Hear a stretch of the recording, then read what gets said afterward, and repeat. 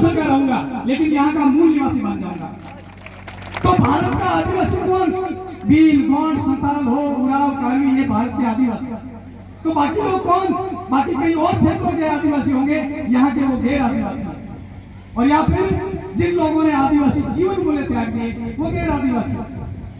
और हमारे लिए बड़ी गर्व की बात है कि हमको आदिवासी होने का गौरव प्राप्त हुआ है। इस भारत भूमि में सबसे पहले पैदा होने का गौरव पैदा हुआ है। अपने आप के ऊपर गर्व महसूस करिए, भील कहलाने पर गर्व महसूस करिए, क्योंकि इतिहास कहती है भारत का सबसे प्राचीन कोई आदिवासी है तो भील, और हम उसी समुदाय के हैं, इस पर हमें गर्व होना चाहिए। और जब सबसे पहले हम थे तो एक दूसरे से मिलते थे तो आपस में कहते क्या थे? हम तो था नहीं, कृष्ण तो था नहीं, जय जाम्बू जी तो था नहीं, तभी एक दूसरे से उद्बोधन तो करते थे ना। तब हम एक दूसरे से मिलते थे तो जय जोहार करते थे, और उस जय जोहार का अर्थ होता था पालनहार प्रकृति की जय हो, इस प्रकृति के तमाम सजीव निर्जीव घटकों की जय हो। हम इस प्रकृति का उद्बोधन करते थे, एक दूसरे को मिलते थे तो जोहार करते। क्योंकि इस धरती पे जितने भी प्राणी रह रहे हैं, कीड़े मकोड़े से लेकर मनुष्य तक में, सभी का अस्तित्व इस प्रकृति के ऊपर है, प्राकृतिक तत्वों के ऊपर है।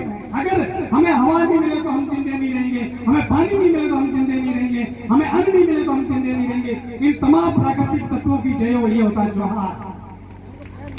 ये किसी व्यक्ति की जय नहीं बोलता, ये व्यक्तिवादी सोच, ये निजी भौतिकवादी सोच ने ही इस आदिवासी जीवन मूल्यों को खत्म कर दिया।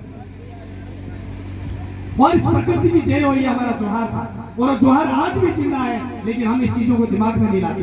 आप लोगों ने देखा होगा कोई आदमी जोधपुर से भोपालगढ़ का कोई आदमी जोधपुर गया वापिस आ रहा है कि कहाँ जा रहे हो? तो मैं भोपालगढ़ जा रहा हूँ। तो वहां पर बीजा राम जी ने तो हमारा जोहार आ गया। हमारे बूढ़ी आज भी कहते हैं कहाँ जा रहे हो? तो के साहब मैं नागौर जा रहा हूँ। तो वहां पर नरेश जी रहते हैं, हमारा जोहार आ गया। ये हमारे तो आज भी कहते हैं। और कहीं बाजार जाते हैं तो बढ़िया की दुकान होती है, लोग कहते सेठा जोहार साहब, बढ़िया नहीं कहते जोहार साहब। और तीसरा आपने परंपरा देखी होगी, हमारी इधर तो है, जब बच्चे को शादी करने के लिए ले जाते हैं बारात, वो शाम को फेरे वेरे खा करके सुबह जब उठता है तो अपने ससुर काके ससुर उनके घर पे ज्वारी फेरने जाता है, उनके घर पे जाकर के नमन करता है। वो नारियल लेने 10 रुपए लेने नहीं जाता है, वो उनको जोहार कहता है कि आपने अपने कुंबे की लड़की मुझे दी, मेरा कुंबा बढ़ाने के लिए आपका लाख लाख जोहार। वो हमारा जोहार आज भी जिंदा है, लेकिन हम भूल चुके हैं। इसलिए आओ हम पुनः अपने उस अस्तित्व की ओर लौटे जो हमारा अस्तित्व है जोहार।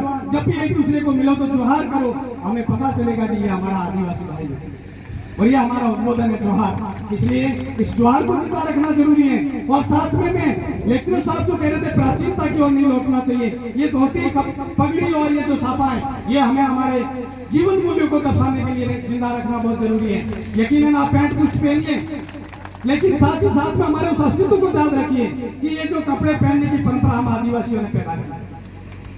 हम ऐसे कार्यक्रमों में कई बार ये जीतू भाई टाइगर, कुंदन जी, इनकी पूरी टीमें कई बार जो है प्रदर्शन के लिए कुछ बच्चों को लेके आते हैं, जिनको पत्ते पहना करके और ऊपर से शरीर लेकर के यहाँ लेके आते हैं। वो किस लिए? आज दिन तक ऐसे कार्यक्रमों में कभी किसी ने ये नहीं कहा कि तुम जाओ और ये पत्ते पहन करके रहो, ऐसा नहीं कहा। इस कार्यक्रम से हम संदेश देना चाहते हैं दुनिया को, उन लोगों को जिन्होंने हमको नंगा कहा, उन लोगों को संदेश देने के लिए जिन्होंने हमको कच्चा मांस खाने वाला कहा, उन लोगों को संदेश देने के लिए जिन्होंने हमको असभ्य और असंस्कारी कहा, उनको संदेश देने के लिए कहते हैं कि इस धरती के अंदर सबसे प्रथम सभ्य और संस्कारी मानव आदिवासी। वो किस प्रकार सभ्य और संस्कारी था? जब मशीनरी में ये कपड़ा बनता भी नहीं था, ये कपड़ा बनना भी तय नहीं हुआ, उससे पहले हम आदिवासी जानते थे कि नाजुक अंगों को ढकना चाहिए। तब हमने प्राकृतिक पत्तों को कपड़े बना करके कपड़े पहनने की परंपरा का आविष्कार किया था। इसलिए हम सबसे सभ्य और संस्कारी हैं।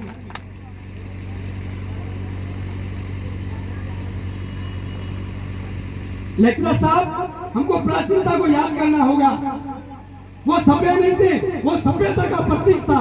नग्न अवस्था में रहने वाले तमाम ब्रह्मांड के लोग नंगे रहते थे, क्यों? कपड़ा बनना ही तय नहीं हुआ था, मशीनरी नहीं बनी थी। उससे पहले हम लोगों ने इन प्राकृतिक पत्तों को, पेड़ पौधों के पत्तों को कपड़े पहन करके कपड़े पहनने की परंपरा का आविष्कार किया था। इसलिए हम सबसे प्रथम सभ्य और संस्कारी मानव है। ये हमारा दुर्भाग्य है कि कपड़े पहनने के आविष्कार के तौर पर हमको इतिहासों में, किताबों में, सिलेबस में जगह नहीं मिली। दूसरी तरफ जो लोग हमको कच्चा मांस खाने वाला कहते हैं, उन लोगों लोगों को संदेश देते हैं कि इस दुनिया के अंदर जिस लजीज व्यंजनों को आप पका करके खाते हो, इस अग्नि का आविष्कार किसने किया?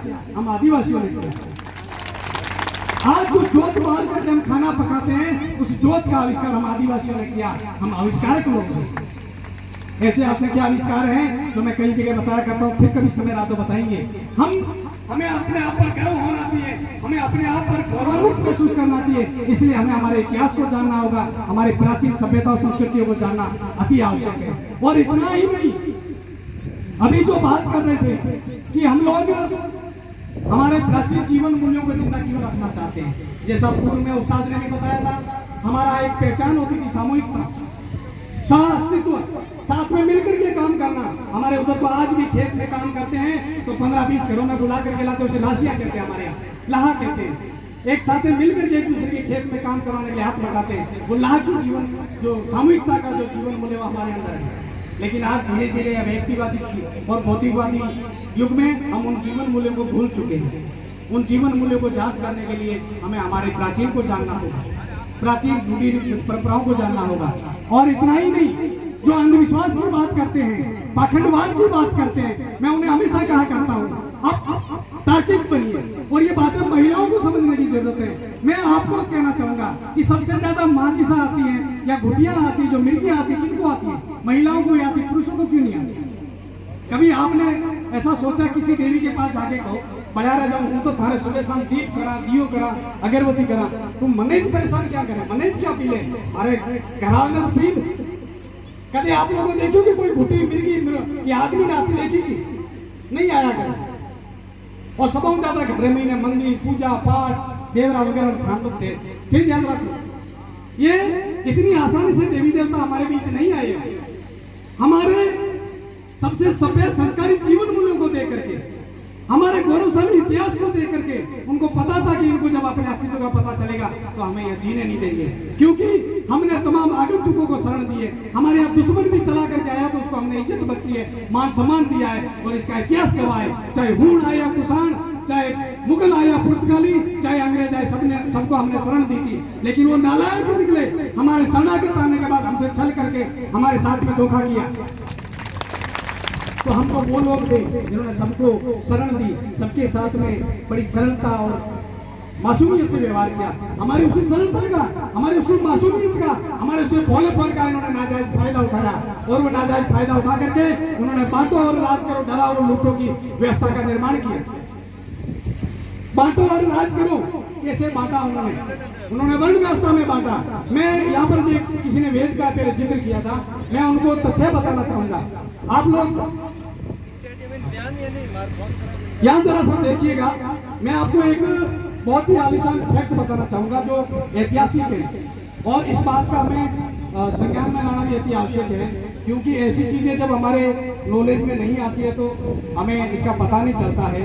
आप ऋग्वेद के बारे में सुना होगा, ऋग्वेद के अध्याय 3 सूक्त 7 के अंदर जाकर के पढ़िएगा। उस ऋग्वेद में लिखा हुआ है कि 5 वर्ण थे, और 5वां वर्ण निषाद वर्ण था, लेकिन वो आज तक कभी बनाया नहीं गया, समझाया ही नहीं गया, और वो विलोपित हो गया, वेदों से भी विलोपित हो गया। ऋग्वेद की असली प्रति अगर किसी को मिले तो उसमें जाकर के आप देखना, अध्याय 3 सूक्त 7 के अंदर जाकर के देखना, और पैरा 19 से उसमें कहीं है इसका जिक्र आता है कि वहां 5 वर्ण हुआ करते थे, 5वां वर्ण निषाद हुआ करता। हमको वेदों से हटाया, हमको पुराणों से हटाया, हमें बांटा किसमें वर्ण व्यवस्था बनाई उन्होंने, और वो वर्ण व्यवस्था हमारे सामने जो आज तक 4 ही है, ब्राह्मण, क्षत्रिय, वैश्य और शूद्र। ये हमारा सौभाग्य है कि हम इस वर्ण व्यवस्था में नहीं आते। आदिवासी कभी वर्ण व्यवस्था में नहीं रहा, जातीय व्यवस्था में नहीं रहा, लेकिन धीरे धीरे हम इसके अंदर ढल गए। और इस वर्ण व्यवस्था ने कैसे बांटा आप देखिएगा, सर्वोच्च उसको ब्राह्मण को रखा, और ब्राह्मण के आपस में कोई ऊंच नीच नहीं, कोई जाति पाति नहीं, आपस में रोटी बेटी का व्यवहार है। दूसरा वर्ण बनाया वैश्य, तमाम वैश्यों का आपस में रोटी बेटी का व्यवहार, कोई ऊंच नीच नहीं। और तीसरा वर्ण बनाया, दूसरा बनाया क्षत्रिय, और तमाम क्षत्रियों में आपस में पाटी राठौर छोटा सब में रोटी बेटी का व्यवहार है, कोई ऊंच नीच नहीं है। और तीसरा वैश्य, तमाम वैश्य वर्णों का आपस में रोटी बेटी का व्यवहार। और चौथा वर्ण बनाया शूद्र, जिसमें बहुसंख्यक लोगों को डाला और उन सबको आपस में बांट दिया। कैसे बांटा?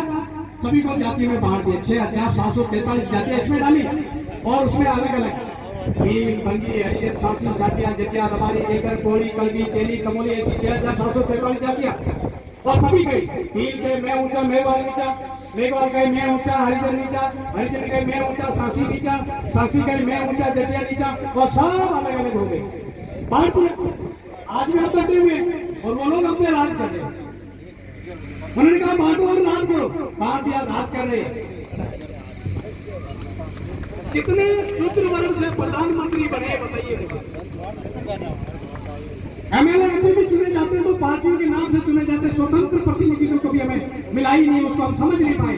संवैधानिक रूप से मिला भी था, उसको हमें समझने ही नहीं दिया। जो राजनीतिक आरक्षण मिला था वो क्या था कि आप इतने भोपाल के जो लोग मिलकर के बैठे उसमें चिंतन वितरण करो कि हमारी आवाज को संवैधानिक तरीके से जानकार व्यक्ति संसदीय विधानसभा में कौन रख सकते हैं, उसको आप लोग तय करो। सोनिया गांधी या नरेंद्र मोदी तय नहीं करेगा, वसुंधरा राजे या अशोक गहलोत तय नहीं करेगा, वो आप लोग तय करो। अब आप ईमानदारी से पूछिए, हमारा प्रतिनिधि हम तय करते हैं या राजनेता तय करते हैं?